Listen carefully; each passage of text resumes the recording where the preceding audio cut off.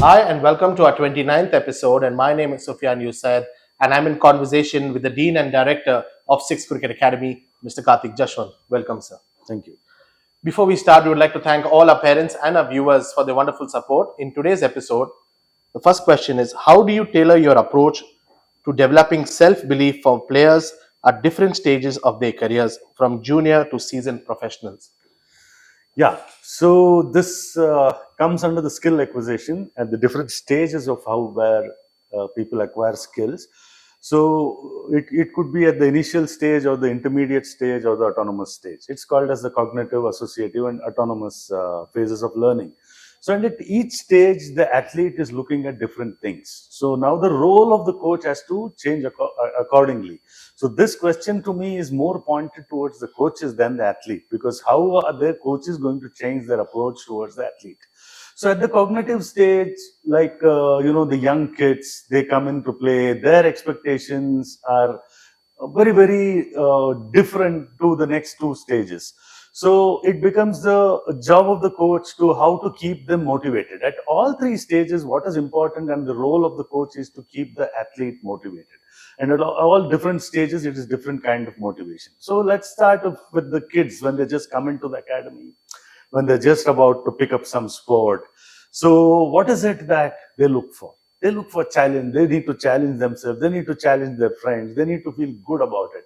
Now the coach has to create an environment for that, so that at the end of the session, the athlete is happy to leave home that with the feeling of he or she has learned something on that particular session. So that makes the athlete to come back again to beat his best what happened yesterday, the previous session.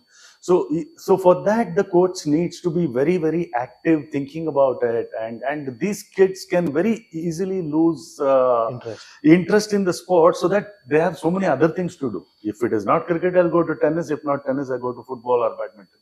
So they have those options. So it becomes the role of the coach to keep them motivated. Now, how do you keep them motivated? By rewarding them, creating environment which is very interesting, challenging. There's a lot of laughter, there's winning, losing, and getting them together, Making them leaders in the group. yeah, to make them a group. Try to teach them to be in a team environment, how to behave, and how to form a group and try to get better of the opponent. So these are all the things. So then the next stage where it comes is the intermediate phase or the associative phase, where the athlete graduates to the next level. When he graduates to the next level, it could be a little boring. So the challenge here for the coach is to keep him interested, because at the previous stage there was a lot of fun, there's a lot of activity, there was a lot of rewards. Whereas now you are moved to the next level where the competition is heating up. Now you're playing with a lot of better cricketers. So at the bottom of the pyramid, when you started, they were all as good as you, or slightly most of them were not as good as that particular player. So they all fizzle out. They all drop out, knowing that moving on to the other things which they are good at. Now only the good will climb. So that means the competition gets hotter. So you need to get better as an athlete. So practice becomes even more intense, boring.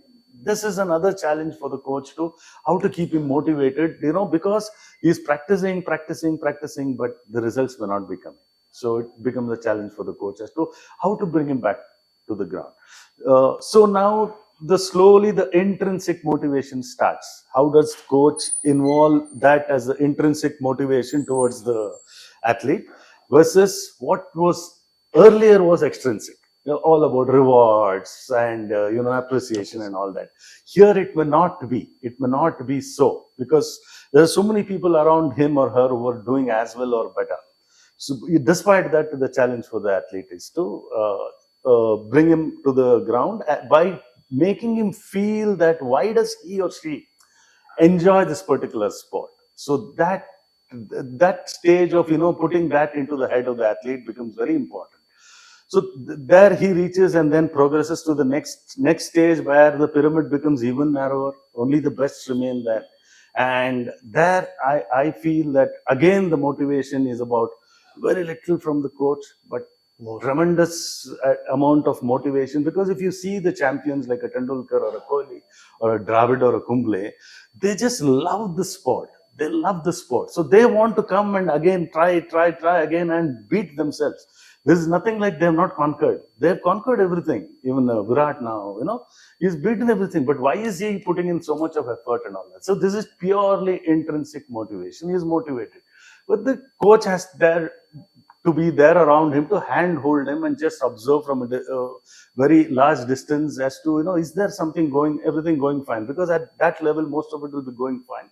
But some small things may be going wrong, where you need a very good coach who is good at these things to pick it quickly and then convey it to the player and rectify it. Otherwise, what's going to happen is the performance may drop, because he's watched by the entire country of the world. So that the challenge for the coach is a little different there. I think I've answered the question for the parent who has asked it. Thank you, sir. So recently we've been interacting with a lot of athletes, and few of them have reached out to me. One of the questions is, how do you counter double-mindedness in batting? That is, when you're going for a shot, double-mindedness comes in and you play a wrong shot and get out. It's a very common thing for any batsman, because I also have batted. Because I always tell, it is not the bowler who gets the batsman out. It is the batsman himself who gets himself out or herself out. So now, why does this happen? When this is all because you're thinking, overthinking of, this may happen, that may happen, but nothing will happen. It's just a straight ball which you're expecting that may happen. So that is where a lot of repeated practice will help. One, and second, that single-mindedness and belief on the athlete, the confidence which the athlete has on himself, that will allow the athlete to look at that one ball which is coming, or one ball which the athlete is bowling, as the challenge for the time being, instead of thinking ahead of the curve, or what is going to happen if this happens, what is going to happen if I don't perform well in this match, my selectors are watching. All these are all not important. Not important in the sense when the player is trying to play or bowl that ball. So what becomes important is just that particular time you just do that and keep all your thoughts away. Keeping the thoughts away also. Now, how do you see? Meditation helps, yoga helps, concentration drills help.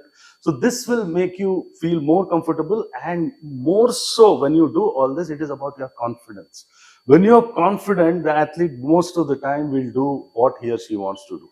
It is only when there is a self-doubt, it is when all these thoughts come in that, I planned something, shall I do something, shall I take a shortcut? There is no shortcut in sport. That is what every sportsman should believe. Thank you, sir. So the third question from an athlete is, I'm sure in your cricketing journey, you've seen athletes having ups and downs. But the question from here is, how do you keep your emotions outside the field away? Yeah, we are all human beings. We all are highly energized. I mean, emotional people. It's a breed. We are born with it. We will die with it. There's not. Now, in between, how do we handle? And as a sports person, how do you handle? Even a sports person is a common human being, normal human being. So naturally, what a man, woman's thoughts, emotions will be there. Now, the challenge for the athlete is to, how do I keep that away? Now the preparation part comes in. Now, how do you prepare? So, like, let's say you have a practice session going, when the weekend there's a match coming up. Now, there is a weekend match coming up. You have about 3 or 4 days to go. Now, how do you shift your focus slowly towards that match? Because whatever you're practicing for is what you want to deliver in that weekend match. So now slowly just look at it. What is we all have problems. We all have situations which we need to deal with at every stage of life. Even a youngest athlete who's got, concerns about his homework, the exams, the marks. At the next stage, maybe what university, what course to take. At the later stage, maybe which team to join, which club to join. These are all challenges everybody will have to face. Now, does it help you when you're inside the ground? It doesn't make any kind of add-on value. It doesn't add value to your job on hand. So how to keep that, and then slowly progress towards the matches. Now, how do you progress towards matches? Maybe start visualizing the opponent, visualizing the environment, or maybe a next step of imagery. the better version of visualization. So when you do all these things as your preparation, apart from what you spend time on the ground, you are at your best. Now, does this lead to results? No. There is nothing which has been researched that which when it can lead to any result, which no coach has researched. We can only say that, take the athlete to a level where he or she has the best chance to perform. So that is where. So the preparation becomes extremely important. I've seen a lot of cricketers. They have a particular time to, and usually it is just before going to bed or just when you got up from bed. So these are the times where you start visualizing, start preparing, start thinking when you're fresh about the challenge which you're going to confront in the weekend. So the preparation, finally it comes to preparation, and preparation which most kids and parents currently are thinking it is just about spending time on the cricket ground. It is not that. That is one part of preparation. This is the psychological part of preparation, which is extremely more important, because at the higher level, it is the athletes who are psychologically or mentally strong, or mental training part is good about them, are the people who succeed and stay there for a longer. And who sustain for a very long time. If you have to sustain, you got to be psychologically very strong. Thank you, sir. So that's about it from our episode. And to all our parents and viewers, and also athletes from different sports, please reach out to us. Thank you. Thank you.